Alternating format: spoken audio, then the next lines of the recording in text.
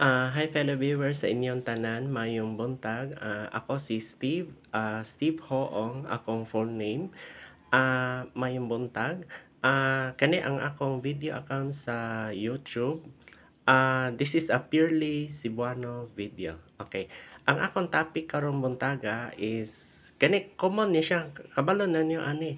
Pero para ni siya sa Visayas o Mindanao na nakasabot og Cebuano. Unsay topic ang ako i-discuss? Kani very important ni siya, bisag kas-ara ni pero daghan siyang related videos. Nakadugo ka aning kuan kaning dahon laurel kani siya. Ako ipakita nimo. Actual niya. Kani. Ingana ni siya kani. Kani daghan sizes ni siya, dahon laurel. Kani akong topic karong buntaga is dahon laurel, kanang kuan siya ba kanang pampaswerte. Sa katong sa uban mga karaan kanang gitag na pampabuenas. Kanang kuan ba swerte. By the way, ang akong topic sa dahon laurel is more on swerte ni siya. Kabalo ko sa inyong hunahuna og pangutana.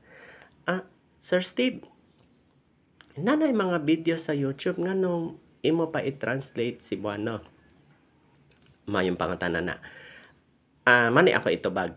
Kani siya nay purpose. Dili ko magama video kung walay purpose. Kani siya na post kani. Actual ni siya, actual. Kani siya dahon laurel akong giposton clear plastic para kung in kaso kada adlaw na to biyahe o blackout gisil pa na kani siya, gisil pa na ko tape.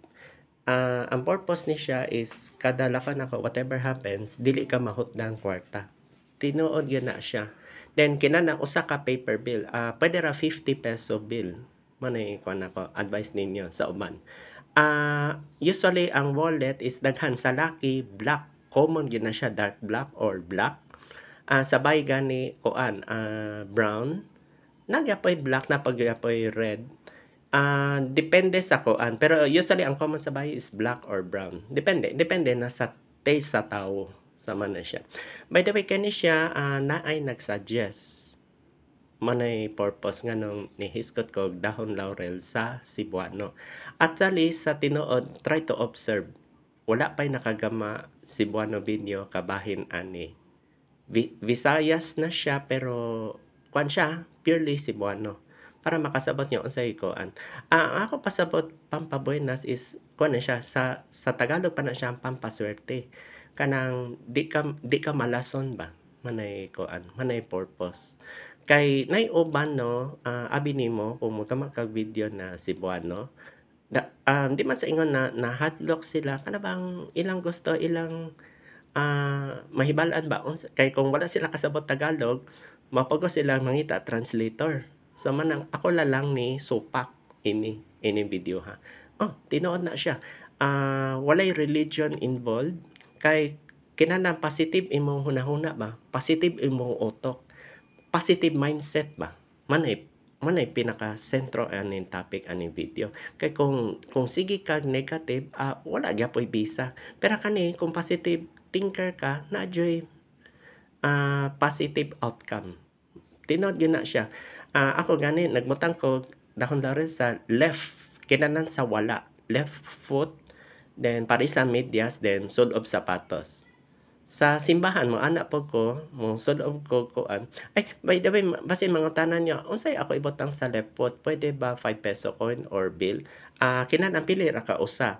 Kung dungagan nimo usa ka bill, usa ka coin, pwede ra gyapon pero depende na sa inyong kuan diskarte. Daghan siya usage ani mosulti ko nimo. Abi nimo kaning akong video kausara ni napanay sunod. And daghan application sa pampabuenas or swerte. Sooner or later makarealize tsakta dahil si Sir Steve may gani na ay Cebuano video. So nanay napa ko'y madungog after Cebuano na musunod na Ilonggo, Waray or other Visayan dialect or other dialects sa Visayas ug Mindanao. Kay na may mo translate. Basta kanilang Cebuano video ang hinungdan aning dahon laurel pampaswerte gina siya. Then before I say goodbye, nakoy ibutang hashtag diha. Then lain pa ang description. Usually ako magama ko video na hashtag na description. Una ang description then usa hashtag. Manang ako ni kuan ako daan as purely Cebuano ani video kabahin sa dahon laurel. Kay nay uman tingan ako nga di sila mogama og Cebuano video kasagaran Tagalog. Di ba kabantay ka sa mga YouTube videos puro Tagalog kabahin sa dahon laurel. Sa lain nasod ang tawag ana bay leaf. Yes, sa foreign countries or lain nasod, bay leaf ang tawag ana. Di sila kasabot unsay pasabot dahon laurel. Tinuod na. Manang ako lang ni translate. Ako makasabot man ko sa mga foreigner din. Dito na ako naibalaan that time na siya pala si bay leaf. Si dahon laurel o bay leaf, usara na siya. Sama na siya. By the way, before I say goodbye, ayaw kalimot na i-subscribe akong YouTube account. And of course, click na notification bell kung unsa na po sunod na kabahin sa dahon laurel na Cebuano video.